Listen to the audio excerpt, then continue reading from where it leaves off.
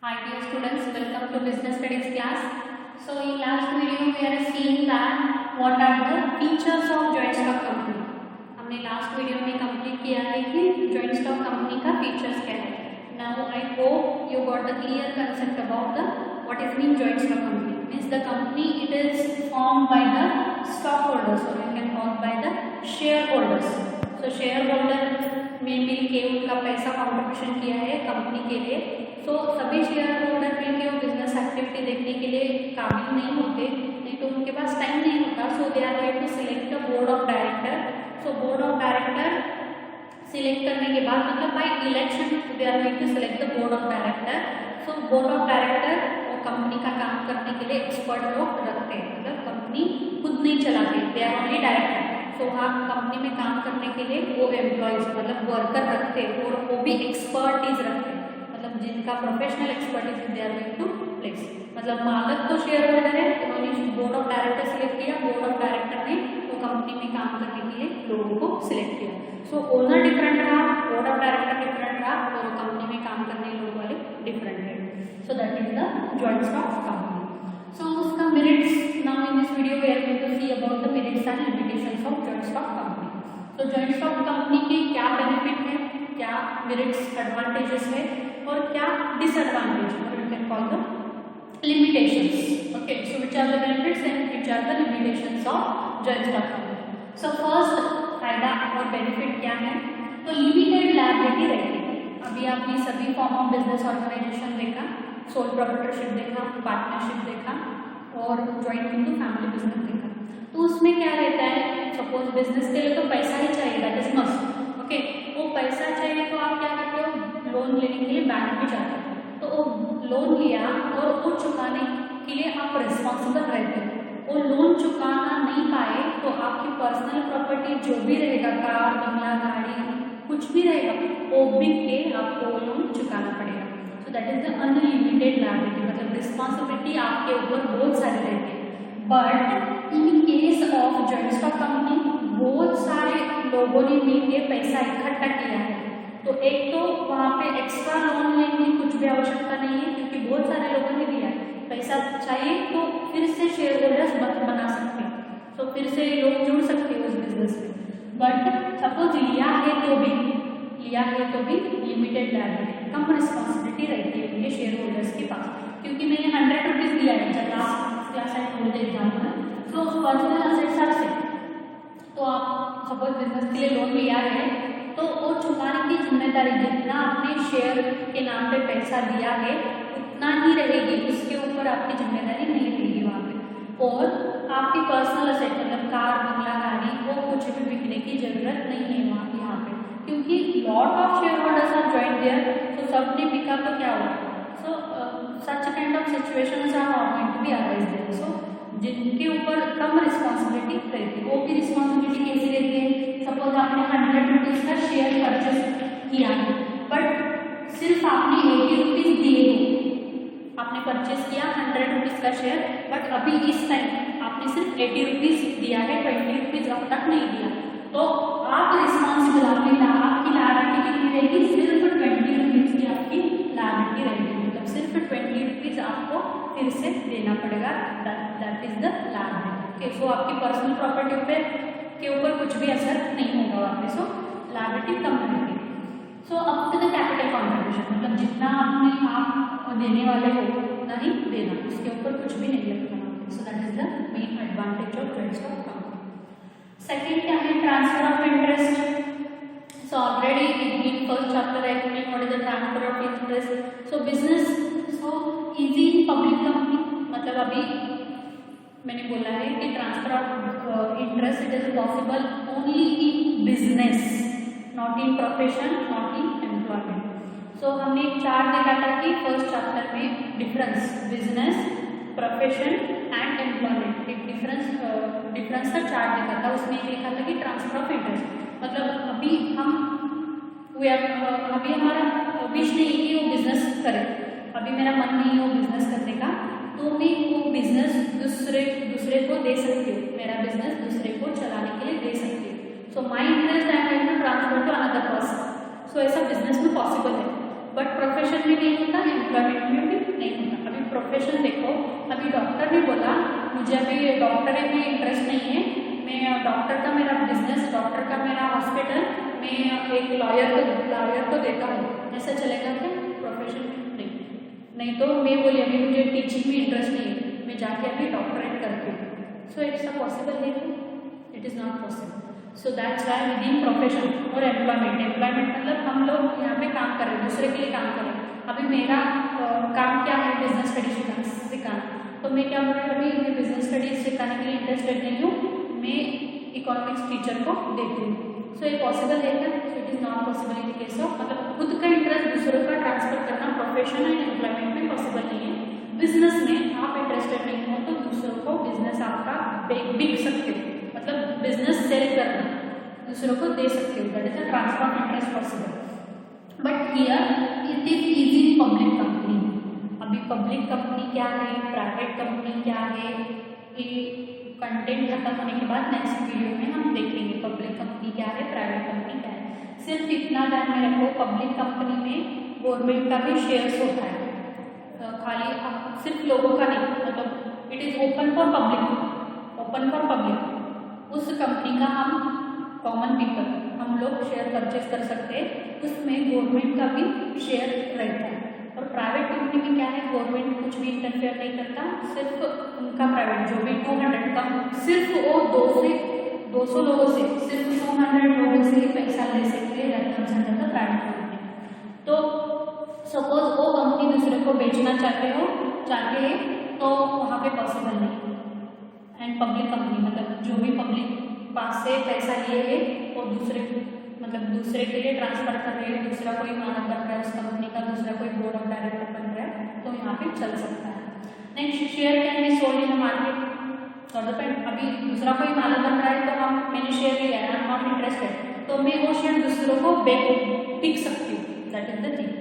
Okay, अभी आप example ले लो, मैं हूँ और आप हो, ओके, मैंने एक XYZ इस कंपनी का मैंने शेयर लिया है, ओके, अभी मुझे उसमें कुछ इंटरेस्टेड नहीं है, मैंने पैसा इन्वेस्ट किया, मतलब 100 रुपीज़ देके वो शेयर लिया है, तो वो शेयर अभी मुझे इंटरेस्टेड नहीं है, तो मैं वो शेयर आपको दे सकती हूँ। I can transfer my share to other person, मतलब आपसे मैंने 100 रुपीज़ लेके वो शेयर आपके नाम पे ऊपर कर सकती हूँ, that is transfer of interest is possible. So next है perpetual existence. So last class में बोला था कि परपेचुअल का मतलब है शाश्वत, मतलब वो कभी भी एंडलेस, कभी भी खत्म नहीं होता। सो जॉइंट स्टॉक कंपनी कभी भी बंद नहीं होती, वो मेंबर कुछ भी रहेंगे, मतलब बोर्ड ऑफ डायरेक्टर कोई भी रहेगा, वहाँ पे काम करने वाले कोई भी रहेंगे, तो वो कंपनी बंद नहीं होती, शेयर होल्डर्स कोई भी रहेंगे तो वो कंपनी कभी भी बंद नहीं होती। जब बंद होना है तब सिर्फ गवर्नमेंट ही वो कंपनी बंद करवा सकती है, बाकी कोई लोग वो कंपनी बंद नहीं करवा सकते। सो परपेचुअल एग्जिस्टेंस मतलब रहना, और परपेचुअल मीन्स एंडलेस, कभी भी उस कंपनी को एंड नहीं है। So exist is not affected by the death insanity of members, मतलब जो भी शेयर होल्डर्स है, जो भी बोर्ड ऑफ डायरेक्टर है, जो भी काम करने वाले लोग हैं वहाँ पे, वो वहाँ में से कोई भी मरा, कोई भी रिटायर हुआ, किसी को तो कोई भी पागल हुआ, किसी को तो जेल हुआ, तो इन चीज़ों की वजह से उस कंपनी के ऊपर कुछ भी असर नहीं पड़ता, क्योंकि बहुत सारे लोग जुड़े रहते हैं, तो एक मरा तो क्या हुआ, बाकी तो है ना। सो that is not affected by the death insanity, insolvency और बैंक्रप्सी। ओके, सो वो कंपनी रह सकती है क्योंकि इसका असर कुछ भी नहीं होता। बट सोल प्रोप्राइटरशिप पार्टनरशिप में वो एक भी पार्टनर मर चुका तो उस बिजनेस के ऊपर अफेक्ट होता है। सोल प्रोप्राइटरशिप वही ओनर होता है, उसको कुछ तो हुआ तो बिजनेस वहाँ पे खत्म होता है, बट इस केस में ऐसा कुछ भी नहीं होता। नेक्स्ट है scope of expansion. Scope of expansion मतलब कंपनी बड़ा करना। अभी लार्ज स्केल, छोटे स्केल में चला रहा है कंपनी, तो कंपनी को बड़ा करना, बड़े स्केल में चलाना, so that is a company expansion. So अभी सोल प्रोप्राइटरशिप पार्टनरशिप में देखो, अभी मेरा छोटा दुकान है, that is A sole proprietorship. अभी मैंने डिसाइड किया कि मेरा अभी बड़ा दुकान बनाऊंगी तो मुझे पैसे की नीड है, वहाँ पे पैसा नहीं मिला तो मैं कुछ भी नहीं कर सकती, मेरा बिजनेस एक्सपांशन नहीं कर सकती। बट यहाँ पे उनका कंपनी बड़ा करना है तो बहुत स्कोप है, क्योंकि बड़ा करना है तो लोन लेने की कुछ भी आवश्यकता नहीं, फिर से शेयर होल्डर्स बना लो, that is the thing. So easy है यहाँ पे, मतलब कंपनी बढ़ाना, कंपनी बड़ी करना यहाँ इस केस में ईजी है। So next merit or you can call the advantage of joint stock company is professional management. Professional management का मतलब क्या है, मैंने अभी बोला एक कंपनी शेयर होल्डर्स बन के मिलाते हैं, शेयर होल्डर्स, एक कंपनी के लिए पैसा कौन देता है, शेयर होल्डर्स, और ये शेयर होल्डर्स में एक बोर्ड ऑफ डायरेक्टर चूज करते हैं। मतलब ये लोग एक ऐसा मैनेजमेंट एक्टिविटी और board of director members select करते हैं। ये डायरेक्टर मेंबर्स क्या करते हैं, इस कंपनी में जो भी काम करने के लिए जो भी इंसान चाहिए, मैनेजर चाहिए, डिपार्टमेंट हेड ऑफ डिपार्टमेंट चाहिए, वो इस कंपनी का काम करने के लिए वर्कर रखते हैं, और you can call the employees, काम करने के लिए दूसरे लोग रखते हैं। ओके, सो क्या होता है वर्कर एम्प्लॉय। अभी एक देखो सोल प्रोप्राइटरशिप में क्या होगा, मैनेजमेंट एबिलिटी इतना नहीं रहता, क्योंकि एक ही अकेला इंसान काम करता है, तो उस इंसान को क्या क्या काम करना पड़ेगा, और वो इंसान सभी काम में तो परफेक्ट नहीं होता। सो दैट्स व्हाई वहाँ पे सोल प्रोप्राइटरशिप में मैनेजमेंट एबिलिटी कम रहती है। पार्टनरशिप में क्या होगा, सेम थिंग, क्योंकि कम से कम 4 लोग मिले हैं और उन चारों लोगों को सभी काम आएगा ऐसा तो पॉसिबल नहीं है, तो वहाँ पे मैनेजमेंट एक्टिविटी भी कम रहेगी। जॉइंट हिंदू में सिर्फ कर्ता ही डिसीजन लेता है, सिर्फ कर्ता ही डिसीजन लेता है, तो कर्ता को सब कुछ आए, that is also impossible cases. Next है cooperative society. So cooperative societies में क्या रहता है, लिमिटेड कैपिटल कॉन्ट्रीब्यूशन रहता है, मतलब वो खुद से काम करते हैं, उनके पास इतना पैसा नहीं होता कि वो दूसरे लोगों को काम पे रखे और उनको सैलरी देना चाहिए, उनके पास इतना पैसा नहीं रहता। But in joint stock company में बहुत सारे शेयर होल्डर्स रहते हैं, तो पैसों की कमी यहाँ तो नहीं है। सो जो भी काम करना है बिजनेस का, वो काम करने के लिए वो प्रोफेशनल एक्सपर्टीज रख सकते हैं, प्रोफेशनल पर्सन्स रख सकते हैं, प्रोफेशनल इंसान वहाँ पे काम करने के लिए वो रख सकते हैं, क्योंकि उनके पास ज़्यादा पैसा रहता है, वो काम करने के लिए लोगों को सैलरी देने के लिए उनके पास पैसा रहता है। सो प्रोफेशनल एक्सपर्टीज रखने की वजह से उनका काम भी अच्छा रहता है, क्योंकि वो लोग उस काम में परफेक्ट रहते हैं। सो क्या होता है, able to pay the salary, क्योंकि उनके पास इतनी हैसियत है कि वो लोगों को सैलरी दे सके, so they can keep the things. Next large scale operation, क्योंकि जॉइंट स्टॉक कंपनी छोटी तो नहीं रहती, बड़ी रहती है, सो वहाँ पे काम भी बहुत ज़्यादा रहता है, सभी काम डिपार्टमेंट में डिवाइड किया जाता है, मतलब planning department, purchasing department, production department, marketing department, sales department, so ऐसे डिफरेंट डिपार्टमेंट बनाते, सभी डिपार्टमेंट को एचओडी मतलब हेड ऑफ डिपार्टमेंट रखते, एक्सपर्ट पर्सन सभी डिपार्टमेंट को रखते, देन गुड डिसीजन मेकिंग, क्योंकि सभी काम प्रोफेशनल वे मैनेजमेंट वे में जा रहा है, सभी काम मैनेजमेंट एक्टिविटी मैनेजमेंट फंक्शन की तरह हो रहा है, तो जो भी वो डिसीजन ले रही है वो गुड डिसीजन होगा बिजनेस के लिए, and balanced management also. So balance management activities और बैलेंस्ड डिसीजन भी होगा, बैलेंस मैनेजमेंट भी होगा, क्योंकि वहाँ काम करने वाले लोग एक्सपर्ट रहते हैं, क्योंकि उनकी मतलब जो भी शेयर होल्डर्स है वो board of director that can able to pay the salary to that expert person. So यहाँ पे जो भी काम होगा वो अच्छा ही होगा। But partnership, joint into family business, sole proprietorship, cooperative societies में ऐसे एक्सपर्ट लोग काम करने के लिए रखने के लिए उनकी हैसियत नहीं रहती। सो इसलिए क्योंकि हैसियत क्यों नहीं रहती, क्योंकि उनके पास पैसा नहीं रहता, बट यहाँ पे पैसा तो बहुत सारा है, तो काम करने के लिए एक्सपर्ट लोग रख सकते हैं। So that is the professional management. Now we will see what are the limitations और disadvantage of joint stock company. Okay,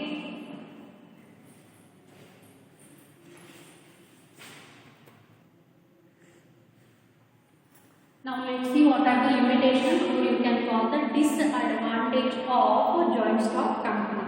So first bad effect क्या होता है joint stock company का, complexity in formation, मतलब lots of legal documents आते हैं, मतलब इस टाइप की कंपनी स्टार्ट करने के लिए आपको इतने सारे डॉक्यूमेंट बनाना पड़ता है कि वो डॉक्यूमेंट बनाने के लिए 1 ईयर जाएगा आपका। सो कंपनी कब स्टार्ट करोगे, सो बहुत सारे लीगल डॉक्यूमेंट रहते हैं, आपका कंपनी का रजिस्ट्रेशन करना पड़ेगा, उसके लिए भी बहुत सारे डॉक्यूमेंट रहते हैं, फीस ज़्यादा रहती है, सभी मतलब आप शेयर होल्डर्स लेते हो तो उनका डिटेल्स आपको चाहिए, शेयर होल्डर्स लेने के लिए भी आपको प्राइमरी मार्केट सेकेंडरी मार्केट में जाना पड़ेगा, वहाँ से परमिशन लेना पड़ेगा, गवर्नमेंट से परमिशन लेना पड़ेगा, रजिस्टर ऑफिस से परमिशन लेना पड़ेगा, सबका एग्रीमेंट लगेगा, और शेयर होल्डर्स का इलेक्शन लेके बोर्ड ऑफ डायरेक्टर चूज करना पड़ेगा, बोर्ड ऑफ डायरेक्टर मिलके मैनेजमेंट चूज करना पड़ेगा। सो बहुत सारा एक्टिविटी इस बिजनेस में रहती है जॉइंट स्टॉक कंपनी में। तो एक बिजनेस इजी स्टार्ट नहीं हो सकता, स्टार्ट करने के लिए आपको बहुत सारे डॉक्यूमेंट लगेंगे। सो कॉम्प्लेक्स प्रोसेस रहती है बिजनेस स्टार्ट करने की। सो that's why complex information. So business कोई भी ऐसे ही नहीं स्टार्ट कर सकता जॉइंट स्टॉक कंपनी, उसके लिए बहुत सारा डिटेल स्टडी, बहुत सारा नॉलेज एंड बहुत सारे डॉक्यूमेंट सबमिट करने पड़ते हैं। So that the thing. तो इतने सारे तो इजीली पॉसिबल नहीं है। सो स्टार्ट कंपनी करना तो यहाँ पे डिफिकल्ट है। सेकेंड थिंग है lack of secrecy, because provide information to register of company and no secrecy. So joint stock company में अभी सोल प्रोप्राइटरशिप में देखो, जो भी सीक्रेट रखना है वो अकेला भी रख सकता है, पार्टनरशिप में भी रख सकता है, जॉइंट इन फैमिली में भी वो रख सकता है। बट सिर्फ कोऑपरेटिव सोसाइटी जॉइंट स्टॉक में इंफॉर्मेशन सीक्रेट नहीं रहती। क्यों नहीं रहती?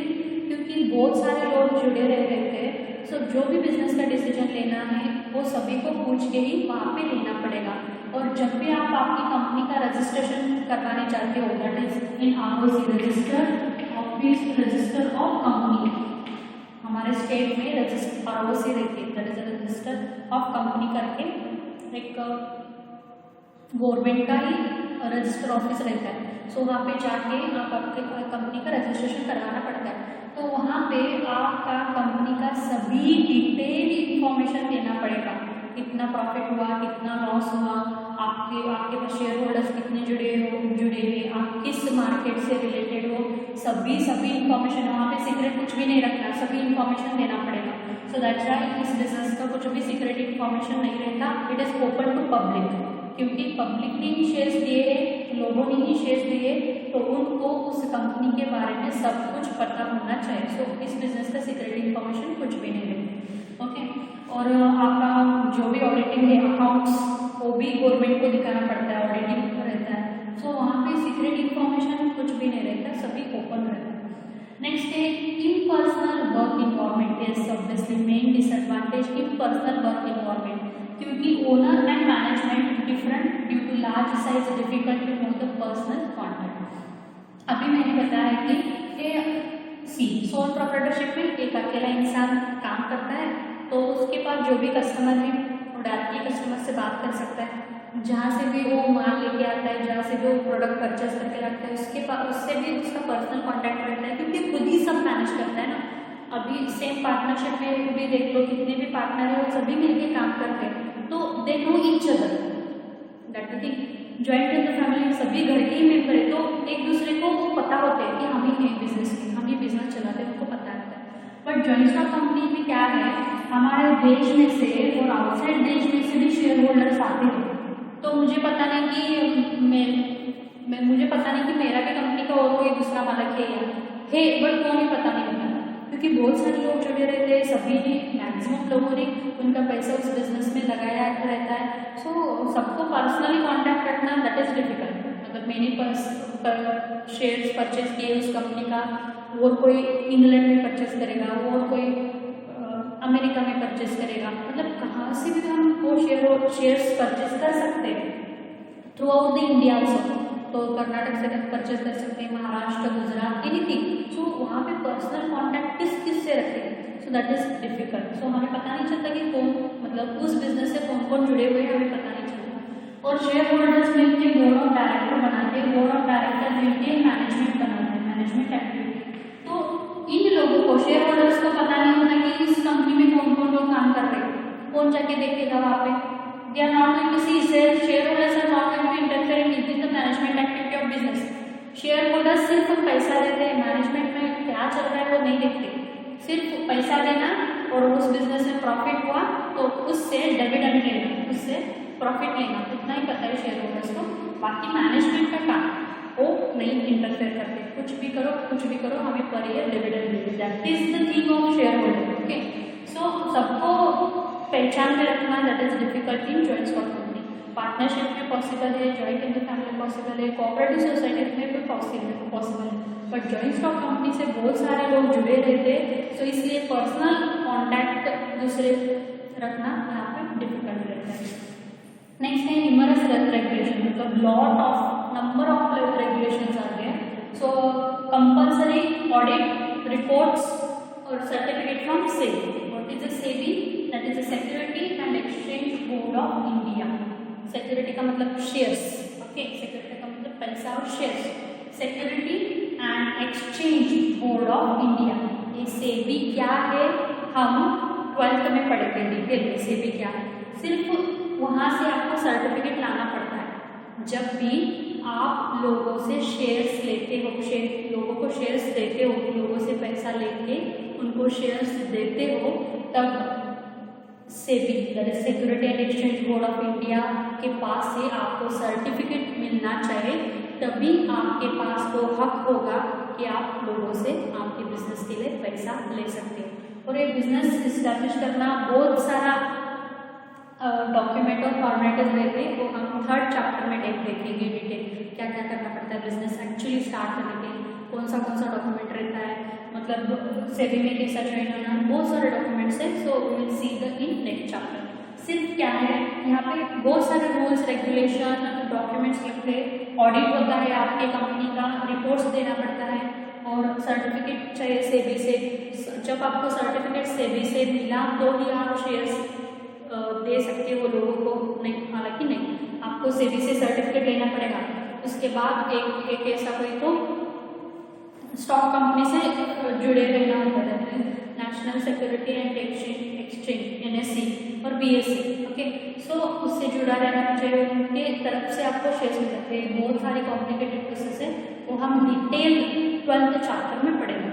सिर्फ इतना ध्यान रखो कि सेबी एक ऐसा ऑर्गेनाइजेशन है, एक ऐसा गवर्नमेंट का ऑर्गेनाइजेशन है. वहाँ पे आप लोगों से पैसा इकट्ठा कर रहे हो तो गवर्नमेंट को पता होना चाहिए कि आप लोगों से पैसा इकट्ठा कर रहे हो और आपके बिजनेस कर रहे हो. नहीं तो हमारे पास से पैसा लेके वो कंपनी वाले चले गए तो क्या हमने पैसा दिया है बिजनेस के लिए, तो हमारा रिस्पॉन्सिबिलिटी कौन लेगा? We are shareholders. आप सभी ने मिलकर बिजनेस के लिए पैसा, आप सभी ने मिलकर मुझे बिजनेस के लिए पैसा दिया है और उनमें पैसा लेके भाग गई तो आप क्या करोगे? Okay, still the persons are did that. आपको पता है, आप न्यूज़ को देखते हो, ऐसे लोग पैसा लेके भाग चुके हैं. So who are responsible that? So that's has SEBI वो रिस्पॉन्सिबिलिटी रहती है. मतलब सभी लोगों का हक की जिम्मेदारी सेबी लेती है. मतलब आप ऐसे ही पैसा इकट्ठा नहीं कर सकते, यहाँ से परमिशन लेना पड़ेगा, तभी आप लोगों से पैसा इकट्ठा कर सकते हो. So that is lot of regulations are there. The next is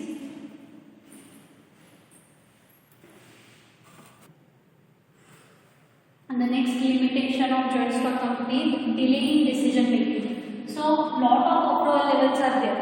So business joint stock company में क्या होता है, जो भी डिसीजन लेना है बिजनेस में, वो डिसीजन लेने के लिए टाइम लगता है. क्यों?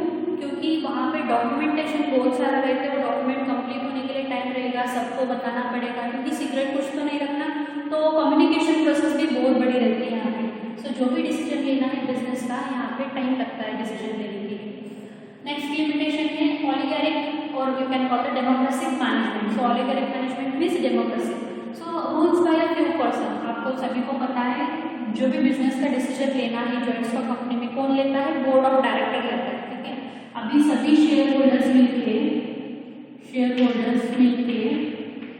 एक बोर्ड ऑफ डायरेक्टर, मतलब सिलेक्टेड 15 कम से कम 3 लोग, ज़्यादा से ज़्यादा 15 लोग बोर्ड ऑफ डायरेक्टर में रहते हैं. और शेयर होल्डर्स कितना भी रहने दो, 1000 रहने दो, 1 लाख रहने दो, 2 लाख रहने दो, कितने भी सारे लोग होंगे, वो बोर्ड ऑफ डायरेक्टर कम से कम 3 और ज़्यादा से ज़्यादा 15 लोग रहते हैं.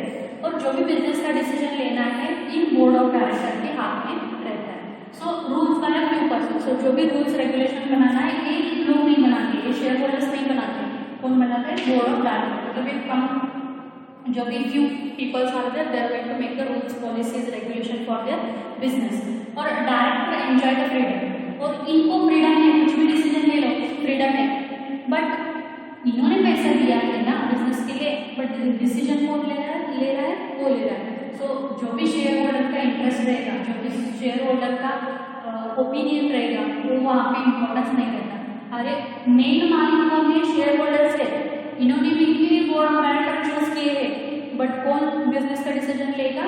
बोर्ड ऑफ डायरेक्टर ना कि शेयर होल्डर्स के बिजनेस का डिसीजन लेंगे, क्योंकि इन सभी लोगों को टाइम नहीं है, they are not interest.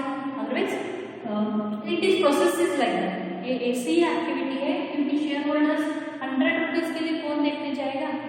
Not going to go for the interfere with in the management activity. So जो भी डिसीजन लेना है ये लोग लेते हैं। सपोज इनको वो डिसीजन पसंद नहीं है तो भी ये डिसीजन लेंगे। सो इनका क्या मतलब है, वो ओपिनियन उनको, ये लोग इनको इम्पोर्टेंस नहीं देते, ऐसा होता है रियल केसेस में। सो नेक्स्ट क्या है? Conflicting interest. So just I think ये लोग मालिक के ओनर कौन है? शेयर होल्डर्स ओनर है, इन्होंने मिलकर बोर्ड ऑफ डायरेक्टर चूज किया है, तो और बोर्ड ऑफ डायरेक्टर ने कंपनी फॉर्म किया है, यहाँ पे एम्प्लॉयज रखे और एम्प्लॉयज उस कस्टमर से रिलेटेड है। तो इन दोनों के बीच कुछ भी अनबन हुआ, कुछ भी झगड़ा हुआ, तो कौन रिस्पॉन्सिबल? इन दोनों के बीच झगड़ा हुआ तो कौन रिस्पॉन्सिबल? इन दोनों के बीच झगड़ा हुआ तो कौन responsible? Who are going to take care of it? So that's why conflict is interest. इसका मतलब क्या है? अभी देखो, एक सोल प्रोप्राइटरशिप है और उसका दुकान है, उसका एक शॉप है, वो सोल प्रोप्राइटरशिप मतलब अकेला ही उसका दुकान है, उसके पास कस्टमर आया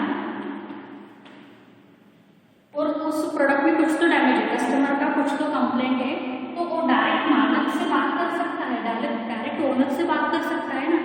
सपोज आपने दुकान में से कोई भी प्रोडक्ट लाया, वो प्रोडक्ट डैमेज है, कुछ तो खराब हो, तो you can directly go and visit to the owner of that shop. मतलब आप डायरेक्टली उस दुकान में जाके उस शॉप का कौन मालिक है उसके साथ बात कर सकते हो कि मेरा जो भी आपने प्रोडक्ट लिया है वो डैमेज है। ये सोल प्रोप्राइटरशिप में पॉसिबल है, जॉइंट इंटू फैमिली बिजनेस में भी पॉसिबल है, क्योंकि कर्ता के पास डायरेक्टली आप कंप्लेंट लेके जाओगे तो karta can take a decision. Partnership में भी कम से कम लोग रहते हैं, वहाँ पे जाके भी आप आपका कंप्लेंट लिखवा सकते हो। बट यहाँ पे क्या होता है, इतने सारे लोग जुड़े हुए हैं, कस्टमर को ये पता ही नहीं चलता इसका मेन मालिक कौन है, क्योंकि मेन मालिक तो बहुत सारे हैं। तो सपोज कस्टमर ने कुछ भी कंप्लेंट लिया तो वहाँ पे काम करने वाले लोग इग्नोर करते हैं, उनको इतना इम्पोर्टेंस नहीं देते। बट सोल प्रोप्राइटरशिप में, जॉइंट इंटू फैमिली बिजनेस में, पार्टनरशिप में कस्टमर को ज़्यादा इम्पोर्टेंस देता है, कुछ भी फीडबैक कस्टमर का इजीली यहाँ पे मिलता है। सो यहाँ पे कस्टमर का फीडबैक ओनर को कभी भी नहीं मिलता, क्योंकि ये ओनर को नहीं बोलते, ये एम्प्लॉयज को बुलाते, एम्प्लॉयज बोर्ड ऑफ डायरेक्टर को शेयर होल्डर्स, बट इतना मैसेज पास ही नहीं होता वहाँ पे। So that the thing. So conflict, so वहाँ पे कुछ भी अनबन होने की चांसेस ज़्यादा रहते हैं। So these are the merits and limitations of joint stock company. I hope you got the clear concept about what are the meanings and limitations of joint stock company. So suppose if you have any doubt, we will clarify your doubt in live meeting. Okay, so thank you so much. Bye bye, take care.